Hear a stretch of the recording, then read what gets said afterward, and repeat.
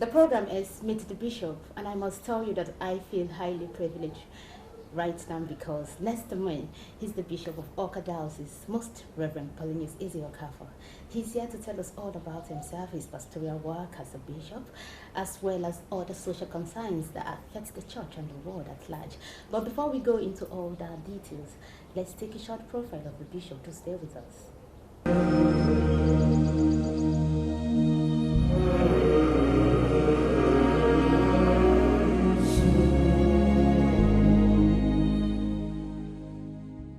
Most Reverend Paulinus Chukwuemeka Awka was born on the 13th of September 1952 to late Mr. and Mrs. Raymond Awka of Nanka Arumba, Awka North Local Government Area of Anambra State. Bishop Paulinus Awka started his early education in Nanka at St. Anthony Primary School and finished immediately before the war and waited until after the war in 1969 before he gained entrance into the All Hallows Seminary in Onitsha in 1969. Paulinus Awka was ordained a Roman Catholic priest on the 30th of June 1984 and a bishop on the 28th of July 2007.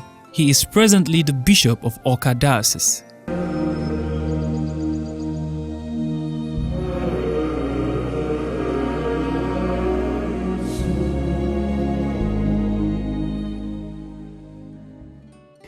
So tell us, what influenced your decision to become a priest? To be honest, under normal circumstances, most people who go to the seminary pass through what we call alternates. They're serving mass, but I was never one for one day. I was just in the school. One day, the Holy Ghost congregation, they came for what they called vocation drive.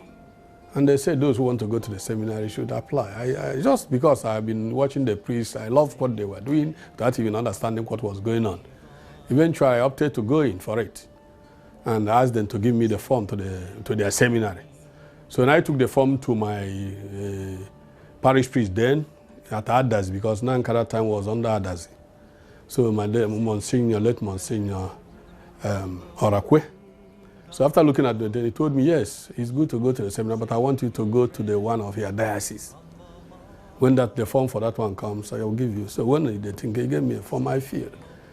Meanwhile, I went back to my parents. I talked to my father about what I wanted to do. My father was not very comfortable because I happened to be the first son. So he said, oh, but I had three brothers then. We are four. He said any of them can go, but not you, because I expect you to take after me.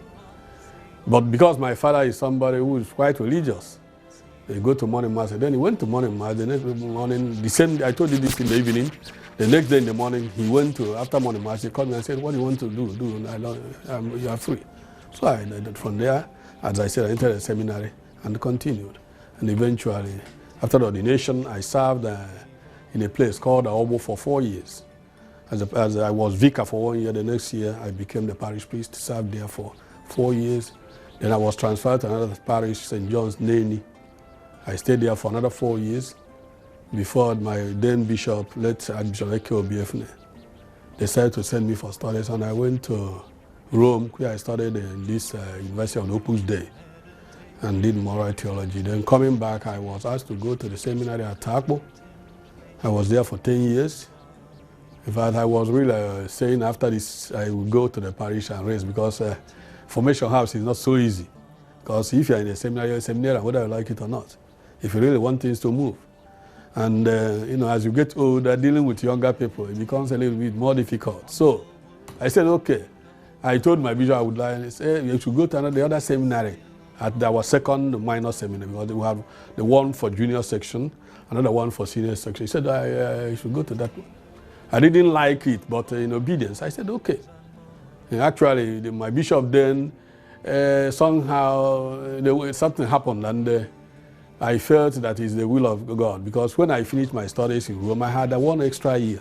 Because the time we were entering that university, it was still an Athenaeum. Their program was not yet well, and so they had this option of taking scholarship for 5 years. I said, let me take 5 years to make sure I do not have any problem, because if you are in Rome and their scholarship finishes, he will be more or less a little hell, whether I like it. So Eventually, I had that 1 year, and when I finished early enough, my bishop visited me, the immediate, my predecessor, Bishop Samuel, Bishop Awka. I told him I wanted to go to America to do just 1 year course on the family and on family in Pope John Paul II Institute for Marriage and Family. Because I felt that they're all about the priesthood has to do with the family life and the rest of them. So I said, I want to do. But he told me, no, I have work for you. You come back. I even went with my moderator in my license there to speak, because he happened to be teaching in the same university. And after saying that, I said, okay. And the obedience, for the Opus Dei, they don't joke with obedience. So he made a mention, and then my moderator told me, I've had a bishop. I said, well, no problem. I said, I decided to go. Eventually, I didn't even ask him what he wanted me to do. I just said, okay, my Lord. I went for my holidays in a diocese in Germany called Paderborn. There, in preparation to go back, as he said. So, by accident or design, I saw him again in Paderborn. He came there for something. I just asked him, my Lord, what do you want me to do? When I would like to have an idea, because if it's something that I need to make some preparations here, I will start to do that now. He said, I want you to go to our minor seminary at Akpo. I didn't really, I didn't like it because I had wanted to either to teach in Bigad or Seat of Wisdom, to handle these children. But all said and done, just to cut the long story short, eventually, I went there after 10 years. Even because those people allowed me that scholarship, they said, I can go after 4 years, I come back.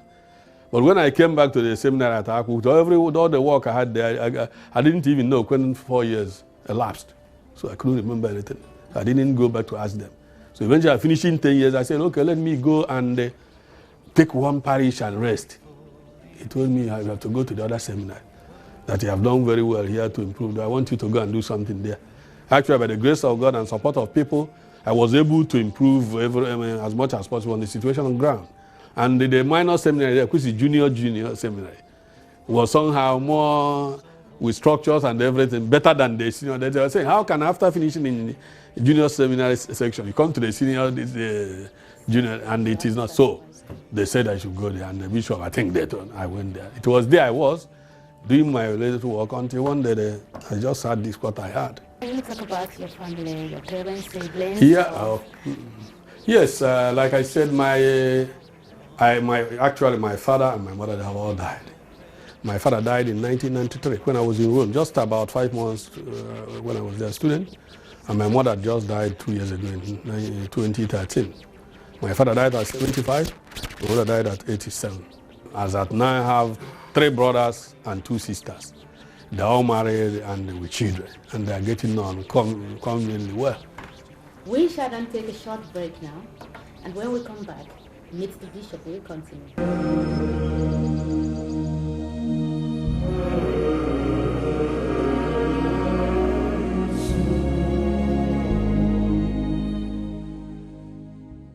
Away from personal matters now, the law of marriage for Catholic priests is as old as the church itself. This has stood the Catholic Church out from other church. Can you take us back in history? Why was this rule instituted, and how has it affected the Catholic Church positively and negatively? Well, even the apostles, the time of Christ, this issue of getting married or not, it was not there. But as things progressed, without being very sure the exact dates, but I know it was something that was taught out by the church as seeing that would be the best way to help the priests to do their work. Well, if you go to the letter of St. Paul to the Corinthians, when he was talking about those getting married and not getting married, and how he emphasized that it's good to get married if you want. Either a man or woman who wants, that's okay. If you cannot, keep to yourself and you'll be comfortable with it. But at the same time, he emphasized seriously the need for people to make a kind of sacrifice for the good of others, because priests and religious, they make sacrifices in order that the people of God will, have the normal thing. Because the way I describe it is that a priest or a religious not marrying is just like somebody swimming against the current. Because the natural tendency is to go this way. Nature, everything. You are coming the other way. And for sure, it will be more difficult. But I know the priestly celibacy is the most beautiful aspect of the Catholic faith, church. And I stand by it. In fact, if for any reason, although I'm getting quite old to be married anyway, If really I want to marry, I will leave the priesthood and go and get married and have both married life as it should be. Because the nature of the work of the priest, if a priest wants to do that work well, it may not go well with family life. I had an example. When I was a very young priest, I was in a parish. And during the night, around 1 a.m., in a village where I said in Obu, my first parish, people came to my house knocking.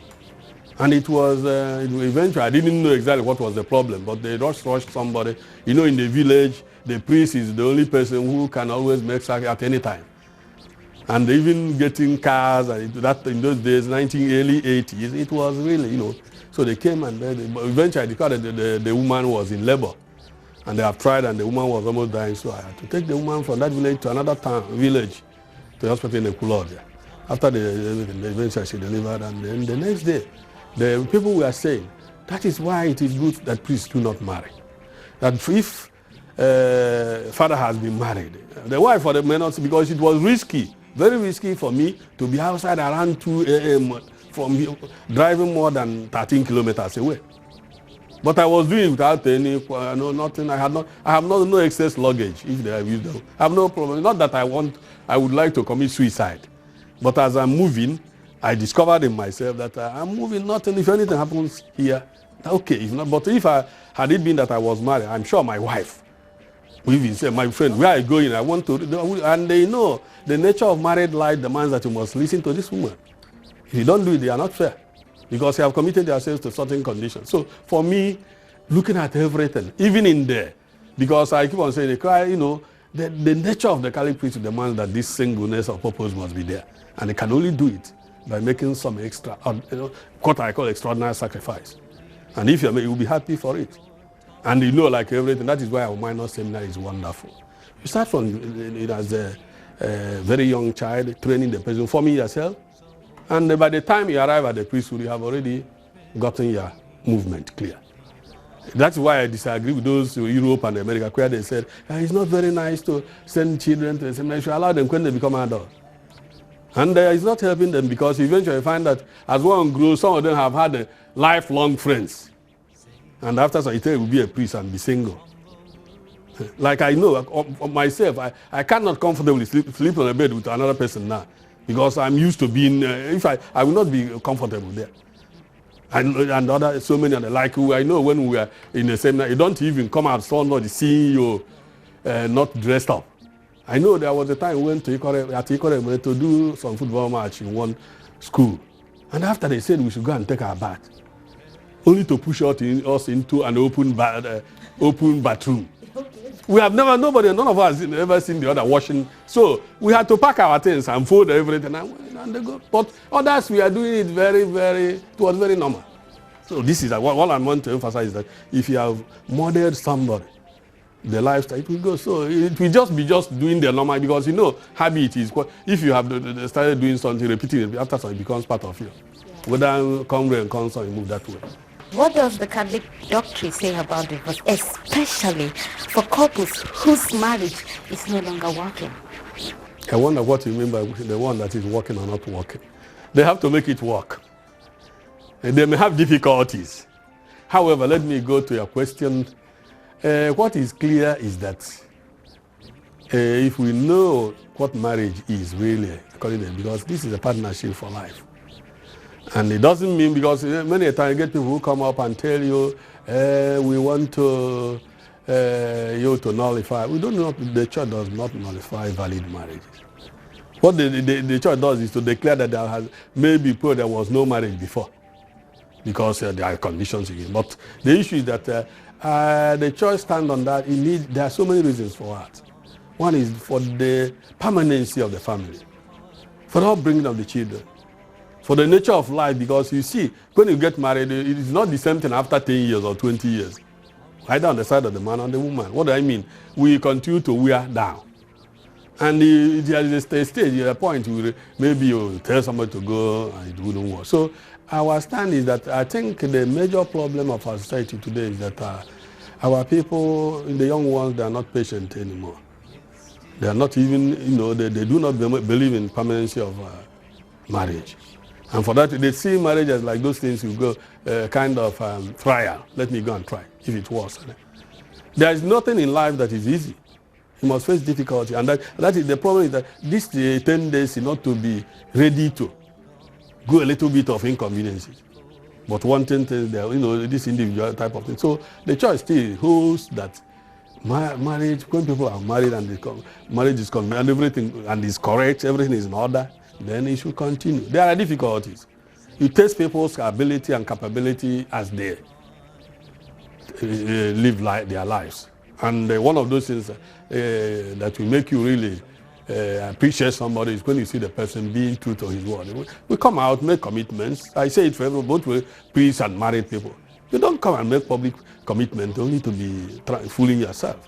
So I would say the church stand on that, remains valid. Never mind the Pope made gave a new kind of way to reduce the time interval in treating. But the issue is that the conditions are still there. What has changed is that it's faster now to achieve whatever you want. But it has not granted you that if you just you don't feel like, there must be a serious condition before this could be done. So what advice do you have for married couples and also for young people who are planning to get married? One is that they need to really study what they are entering into. What do I mean? The church has set means, in anything in life, if you have no good idea of what you're in, you will be in trouble. Because anything unexpected is of great effect. And they don't presume because some people make that mistake. Some maybe people, lawyers or engineers, they think they're professionals of high rank. And they think because they know this, they have known the other side. And when you tell them go for marriage course, they consider it as this thing is it necessary.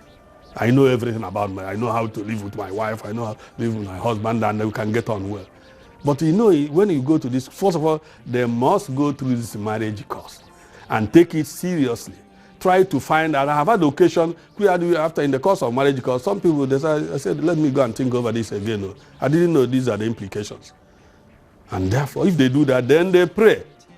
Because heavens help those who are doing it. There's nothing we do in this unless the Lord builds the city. So we need the grace of God to live together. Because even brothers and sisters of the same parents, they have problems. How do you look at those who come from different families? But we believe that with God all things are possible. So advise them. It is God has arranged it such a way. He said, what God has joined together, let no man put us. So if you are thinking that you will marry only when it is convenient to you, then you have not understood what marriage is all about. Your Lordship, some of the problems in the southeast is the gully erosion and bad road network.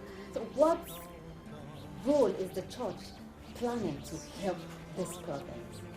Well, all I can say is, the church as an institution, we may not have the financial muscle to cope with such like road projects, but eventually, the erosion side, something could be done. I think number one is that we insist on getting good people in governance. Because when you get good people, then whatever the society has will be applied effectively. But once you have bad people in power, just like I still recall the late Chino Achebe, he said that the problem with Nigeria is the problem of leadership. So if you get the best people, and that is what, because the church, we work on the morals of the people. When you get good people, they'll be able to manage what is there. That is one aspect. Number one, to get them into government, because to take care of the common good of the people will come from what government has, which the church do not have. The church that doesn't at all, I'm sure, as far as I know. But at the same time, you encourage communities to do their best. Because if the erosion is trying to carry a house or something facility, maybe the road that just comes, you do your own palliative work, you can do. People can do that one. But not if you say, because I know getting a road fixed is not very light matter.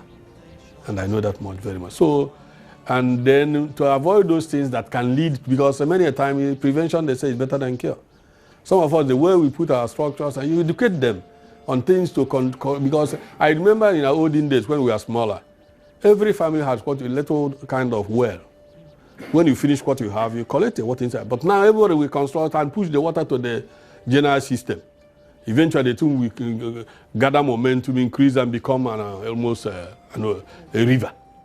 So, but so these are we do the little education, little palliative measures they can do, encourage them to have good government because once they are in place, then they will take care of the take care of the needs of the people in terms of the roads and because there is no way I can preach now as a diocese and I will take a 10-kilometer road and do it. If I do it, the finances of this diocese will go. But the government of a local government can neatly do it and get on well because the money is there. But if somebody there has not been well prepared, does not have the conscience, the money may be there and the erosion, the gully and whatever and bad, will be there. And that's why we're very grateful to government, especially in this part of our country.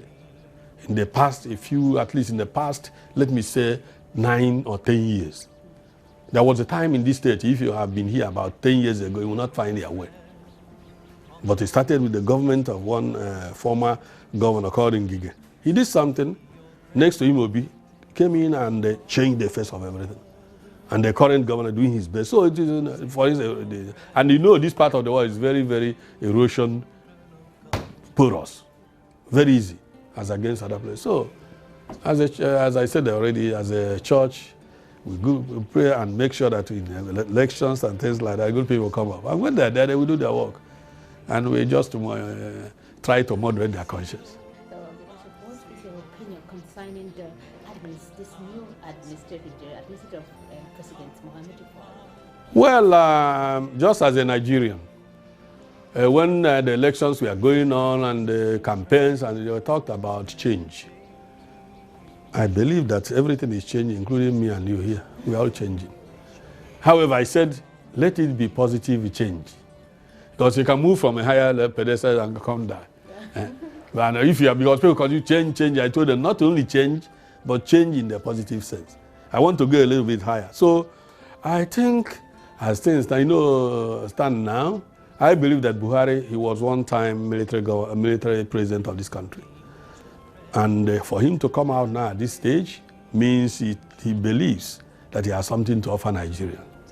And my prayer is that God will grant him the strength, the energy, and all it takes to make it possible because we want to move to the next level. It's embarrassing. You see, now we're working here talking of inverter and the rest of them. Well, if you move outside here today, they don't even know what is inverter. What is inverting? I believe, I said it some time ago, and I want Buhari and his group. If not anything, I said if I made the president of this country, I will cut half every other aspect of to fix this light.